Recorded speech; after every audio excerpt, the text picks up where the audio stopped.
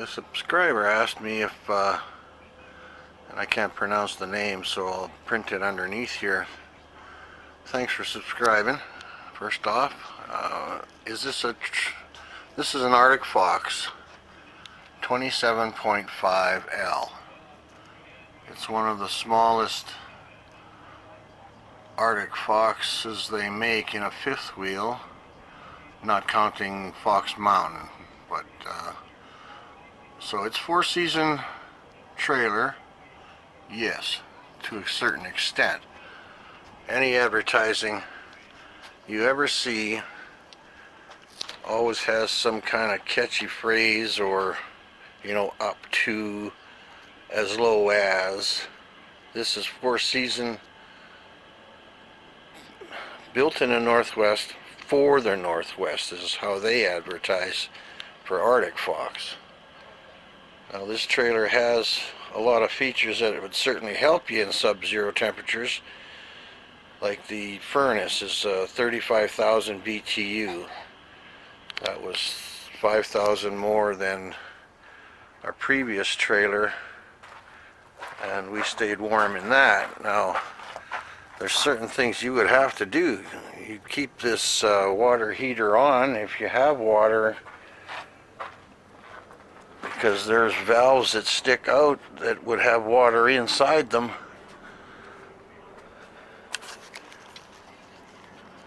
There's another point here, like you can't find information on, they say that there is foam insulation.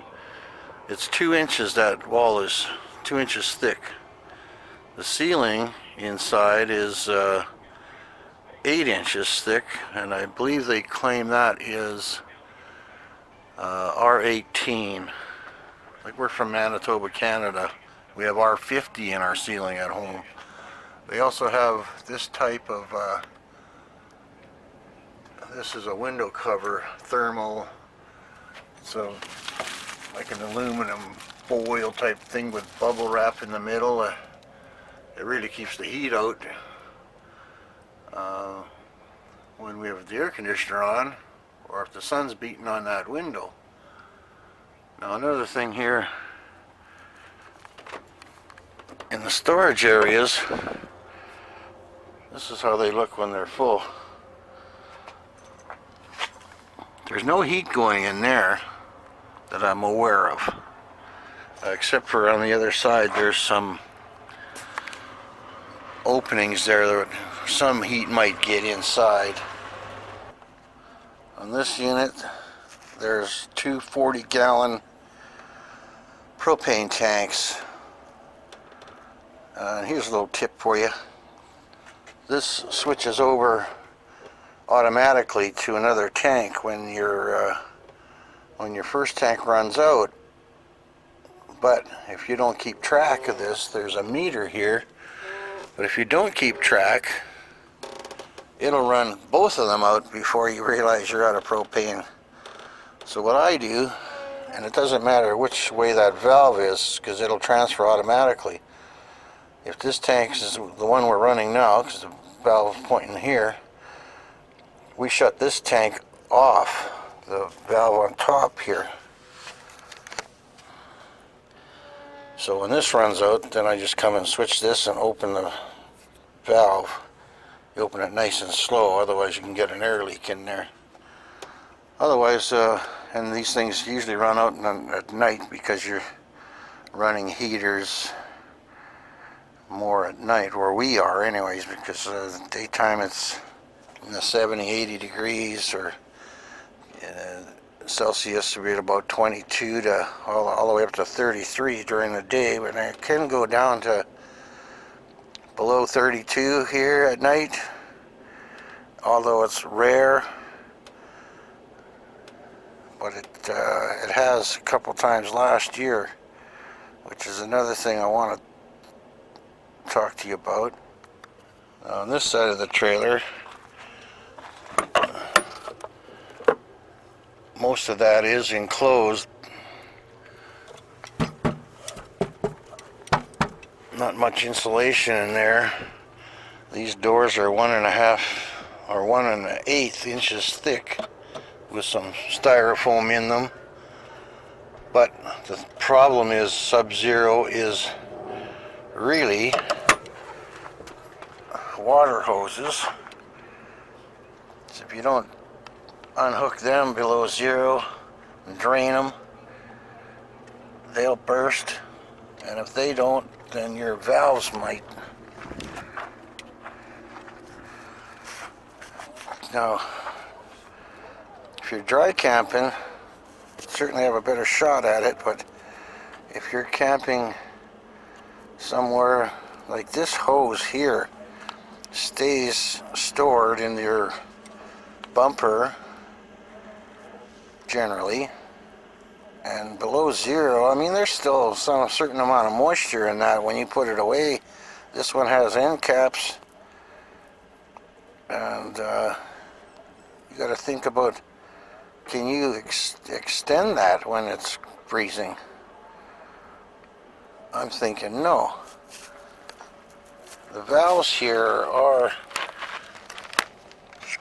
your dump valves underneath. I don't know if you can see them. They're enclosed in the underbelly, which is heated and insulated. The tanks are supposed to be raised and insulated. I've never seen them, so it's all enclosed. Now the windows are dual pane thermal windows. We have camped in the mountains in British Columbia, but it never really got too cold. It was below zero a couple times. But here's another thing to think about. When you're camping and you're from the north, either the Midwest, North Midwest, United States, or anywhere in Canada, basically there are no camps, private camps open. And if they are, they don't have water. All water is shut off. And that's when we came, water shut off. I think it was all the way down to Nebraska, and that was in October. I think North Dakota, Minnesota, East Grand Forks was what they call it. Was they shut their water off in their state park, and that was October the 15th, I believe. So if you're planning on traveling, you do have to carry your own water if you're going to use it. Now, another thing about the insulated and heated underbelly, the furnace has to stay on. You can buy, as an option on this trailer, you can buy heated pads for the tanks, but then they only run on electricity. So you're going to use up quite a bit more propane, so that's where the big tanks will help you. That's twice what we had in our last trailer, so it was one of the reasons that we moved to this unit here. Now, here's something I want to cover with you.